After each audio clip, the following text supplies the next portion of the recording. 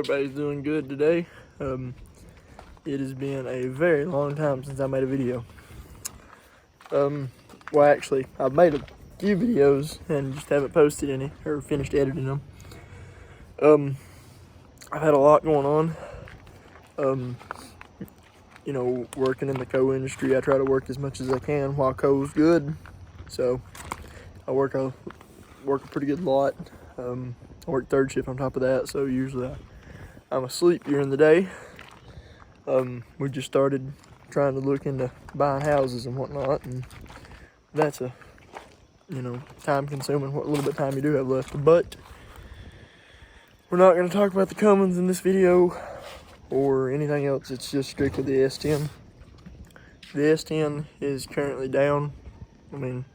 I kind of downed it. It's still drivable, but what it did is, I'll show you guys in the video, is about, it's been about 2 months ago. Me and Madison were out riding the S10. We drove it to town, I believe. And I just clicked it into high gear, and I hear this ungodly clunk from the back of it.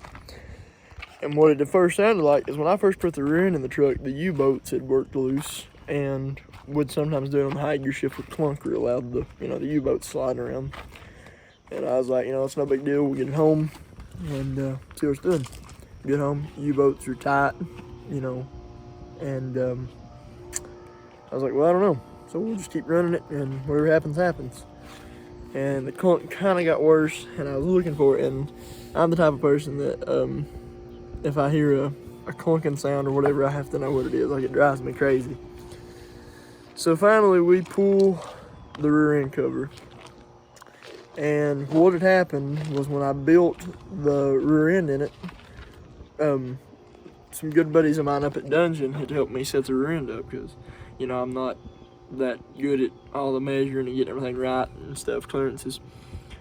And what he had said is the 8.8s, the mini spool for it is, it works better with an open carrier. And mine was a limited slip with the clutches, so I think it had a little bit of slack in it for that being the reason. The rear end was perfectly set up. The teeth depth, the pinion depth, or whatever you call it, it don't roar. Backlash is right on the money. Everything was set, by a really trustworthy guy, the guy that I'm talking about at Dungeon. So what it did is, I'll step under and show you what had happened, is it had chipped a tooth, or not really a tooth, I don't guess they got teeth. The block goes through the two mini spool pieces that slide onto your axles, and it kind of chipped the corner of it out, and it's starting to slip on it. So let me flip the camera and I'll show you guys. We get it to focus in there. You may be able to tell it. You can definitely see the shiny spots where it's been slipping and going on. But that's nothing that we can't fix pretty easy. And this is the underside of the S10. You guys have seen it a million times. But that's my plans, is just to fix that. And you can see I've had a leaking axle seal forever. I need to put 2 new axle seals in it too. But that's what's going on with that. So the truck's still fine. So I'll tell you guys a little bit more about what the plans are. So I'm really wanting to take the truck to some glued tracks this year. I've never had the truck since it's had the trans brake on any kind of glue. And usually it just spins really bad on these radials, so I need to get the slick switched over. Got a lot going on. The Cummins project is definitely ungodly huge. But we'll get it, just like everything else. So you guys stay tuned for that, and I'm gonna set you guys up. We'll do a code start on the S10 because I've not actually started it in a long time. I'm gonna take the hood off, and I'm sure there's gonna be some waspers' nests and whatnot. So get you guys set up on the tripod. We'll see what we got. Like I said, I've not had it started with the hood off in a while, so, and it being the end of May, I'm sure we're getting ready to see maybe a few waspers on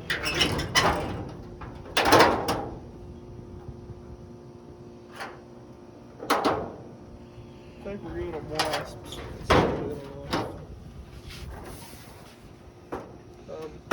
Make sure there's nothing in the carburetor before I try to start it. Look at that, there's spider webs in the carburetor. Let's see if I hear it here.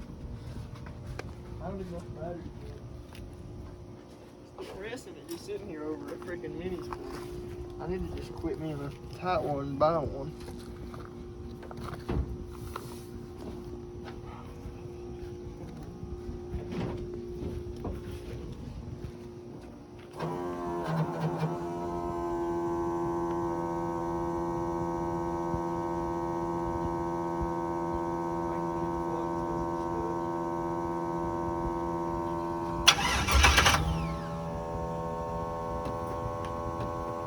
Man, that never start Walmart battery is awesome.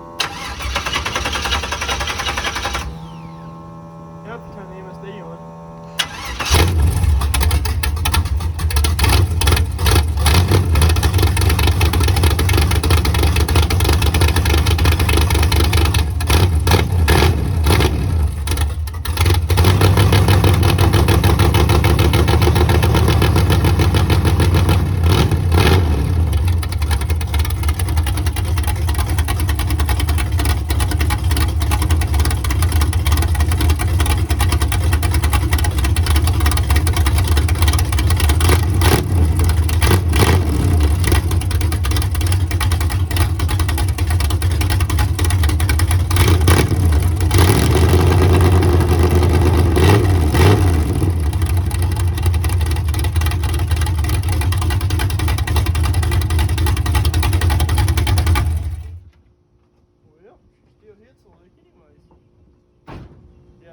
Drink of that 87 out of the tank, and I guess we'll let it sit another 2 months, but that's the plans right now. I'm gonna get that rear end fixed, and then hopefully you guys will be seeing some videos of that. Me and the guy that built the transmission, we want to go to Knoxville and do some racing. London, Kentucky's got a really nice track that I've been to and watched. We may take it after we get that rear end fixed on the slicks over to kind of a local track place here in Cobra. We're about to go over there and try see what it would do over there. They don't believe the track, but I would still like to test it out over there. So you guys just stay tuned for that, and we'll catch you guys in the next one.